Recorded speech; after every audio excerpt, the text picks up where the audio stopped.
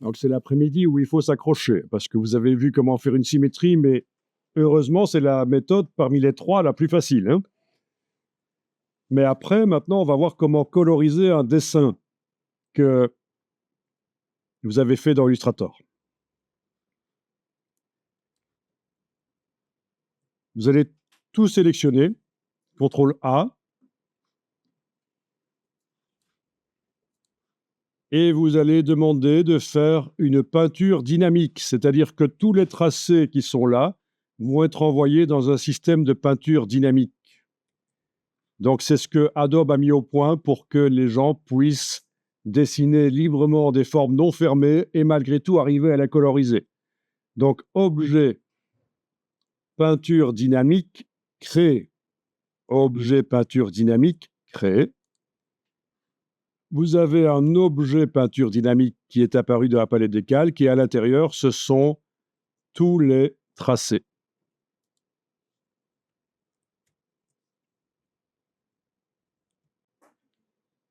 Donc, un système de peinture dynamique qui est sélectionné. Donc, dynamique en infographie, ça veut dire modifiable. Donc, c'est une peinture modifiable, quelque part. Voilà. Mais le nom n'est peut-être pas idéal en français. Alors, comment est-ce qu'ils appellent ça en anglais? En anglais, ça s'appelle live paint. Donc, peinture vivante. Ça veut dire la même chose. Ça veut dire qu'on peut modifier. Bien, alors on va aller chercher ce qu'il faut pour mettre les couleurs.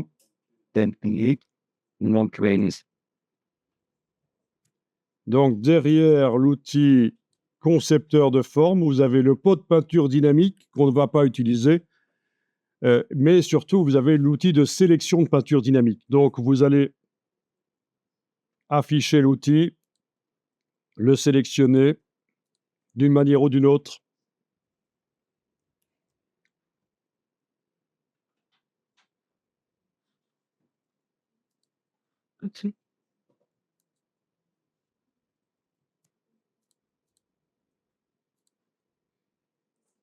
Voilà.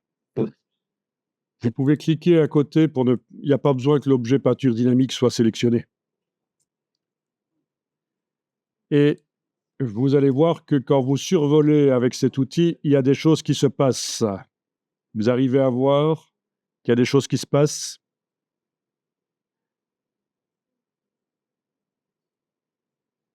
Bon, alors on va double-cliquer sur lui pour le modifier. Modifier son comportement.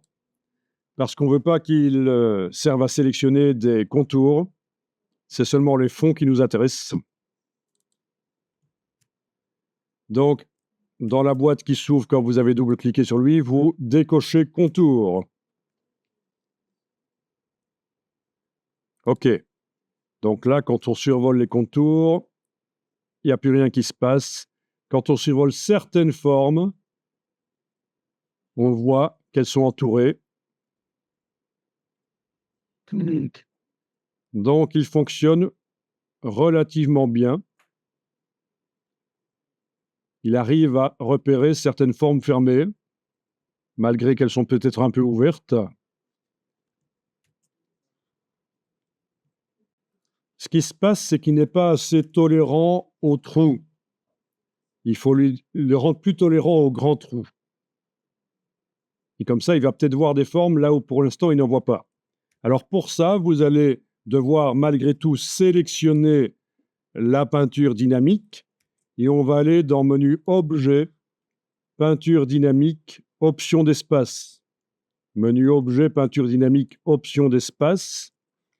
Actuellement, il est réglé en petit espace. On va le mettre en décalage personnalisé peut-être. Comme ça, on va pouvoir augmenter au maximum ici et je pense que c'est 1 pouce, 25,4 mm le maximum. Alors, c'est en millimètres. Donc, quelle est la dimension de mon dessin déjà? Donc là, je vais cliquer sur OK. Je vais aller voir dans le panneau propriété. Panneau propriété, il est là. Ce qui est actuellement sélectionné à une hauteur de 146 mm, c'est possible? Oui, c'est possible qu'il soit super grand. 146 mm en hauteur, mon dessin. Ça fait jamais 14, ça fait 14,6 cm. Ouais, donc c'est pas énorme finalement. Donc peut-être que des trous à 25,4, c'est peut-être un peu fort. Là, je vais cliquer avec la flèche noire à côté et réessayer avec l'outil.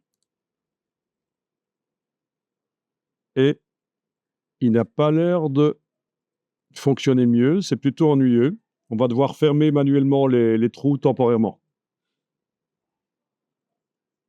Vous allez voir, c'est une procédure qui est prévue, c'est pas un problème. Non, il fonctionne pas mieux. Objet, peinture dynamique, option d'espace. Ah, je vais quand même essayer avec un peu moins. Je vais essayer avec 10 mm. Ah, là, ça marche mieux. Ouais, ça marche mieux, un peu mieux. Mais c'est quand même pas terrible. Donc c'est prévu, hein, les espaces, on va devoir les fermer temporairement. C'est-à-dire qu'on va mettre des petits traits pour fermer les espaces. Donc là, on pourrait se dire: «Mais ça sert à quoi? On aurait pu dessiner des formes fermées dès le départ alors?» Non, parce qu'on aurait dû se concentrer, on aurait fait un dessin, un peu enfantin avec des formes fermées. Il faut faire des formes ouvertes parce qu'après, il y aura une phase où on va mettre des brushes dessus et ce sera très intéressant que ce soit des formes ouvertes. Donc ne vous inquiétez pas, la procédure qui va être montrée là pour fermer les traits, on va faire des traits rapidement, mais ils vont à la fin ne plus être visibles. C'est juste pour fermer les formes pour que... Par contre, je n'ai pas vu votre dessin. Peut-être que sur votre dessin, c'est génial, tout se sélectionne correctement, les différentes zones, il les voit ou pas? Même chose? Ok. Alors on y va. Vous allez pouvoir temporairement verrouiller le calque de peinture dynamique pour ne pas le modifier par erreur. Et avec le crayon, vous allez dessiner pour bien reconnaître ça avec un trait qui ne va pas être du noir. On va prendre autre chose que du noir. Je vais prendre par exemple du bleu ici, voilà. Du bleu. Et on va rapidement fermer les formes. Donc, je suis avec en train de faire des traits. Je vais les faire d'une autre couleur encore pour bien les voir. Voilà. Je suis en train de fermer rapidement les formes. Voilà. Au crayon.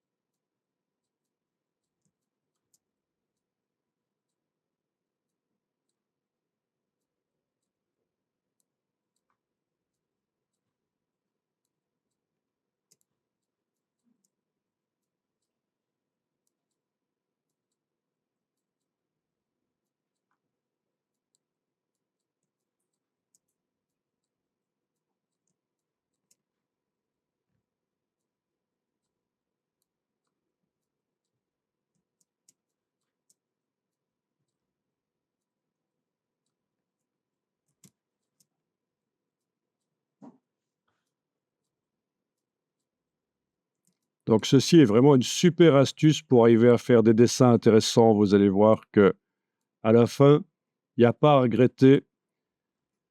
Bah, déjà, vous avez pu, pendant que vous le dessiniez, voir ce que ça donnait directement en symétrie. Ça n'a pas de prix, hein.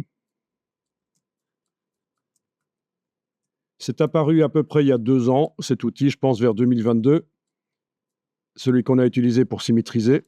Et avant, il existait une autre technique depuis plus de 10 ans. Il faut vraiment être attentif aux évolutions des logiciels. Euh, les utilisateurs professionnels envoient des messages à Adobe pour demander des modifications, des ajouts. Et Adobe, s'il a pas mal de demandes, il en tient compte finalement, en fait, hein.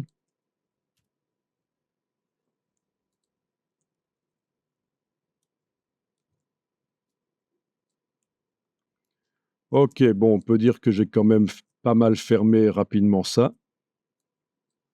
Voilà.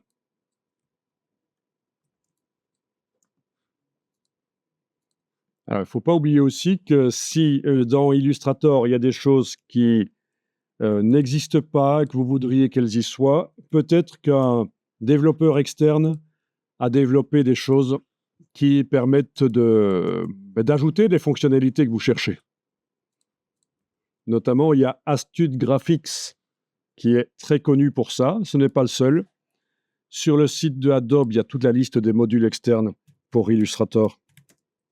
Vous en avez aussi pour InDesign, Photoshop, bien sûr, en fonction de ce que vous voulez faire. Voilà, j'ai tapé, en attendant que vous fermiez rapidement votre trait, Astude Graphics et Creative Plugins for Adobe Illustrator, et je vais regarder ça.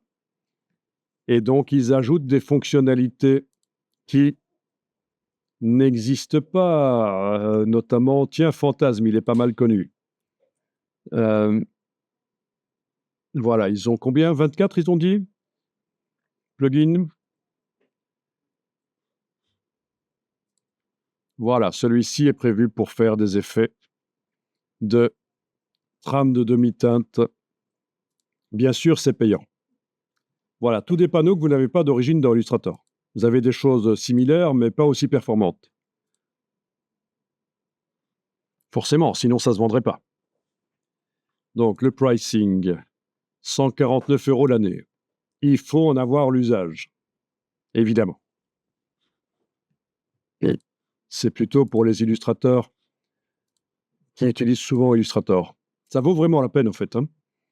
Bien, donc, vous avez fait vos petits traits, tous de la même couleur, j'imagine, comme moi. Vous avez enregistré au cas où. Donc, ce qu'on va faire ici, c'est un truc super intéressant. Vous allez avec la flèche blanche, par exemple, ou même la noire. C'est vrai qu'ils sont tous indépendants, les traits. Vous allez sélectionner un des traits et vous voyez qu'il a un contour d'une certaine couleur.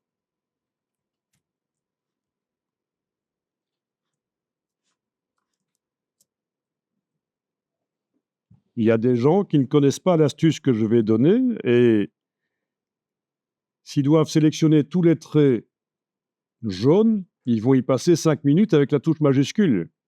Tandis qu'il suffit de faire sélection, identique, couleur de contour. Et tous les traits de la même couleur se sélectionnent. Très pratique ça, la sélection par identique. Et vous avez d'autres fonctionnalités.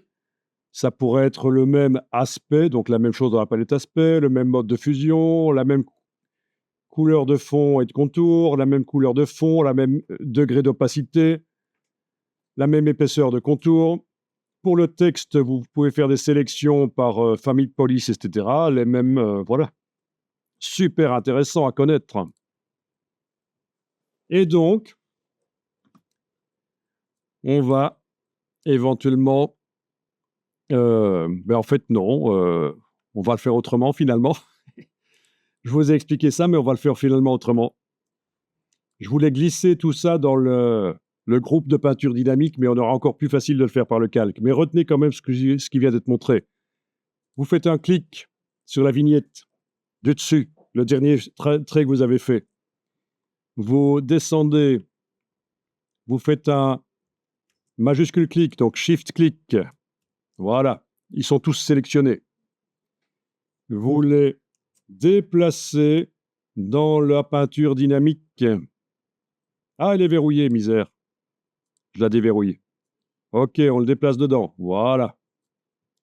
Les traits sont dedans. Et normalement, maintenant, avec l'outil de sélection de peinture dynamique, c'est nickel. Toutes les formes se sélectionnent comme on veut. Vous allez dire, c'est moche, c'est très jaune, mais on les enlèvera après. En tout cas, en attendant, ça nous permet de bien sélectionner tout ce qu'on veut. Et on va faire la colorisation. OK. Donc, vous allez pouvoir enregistrer ça au cas où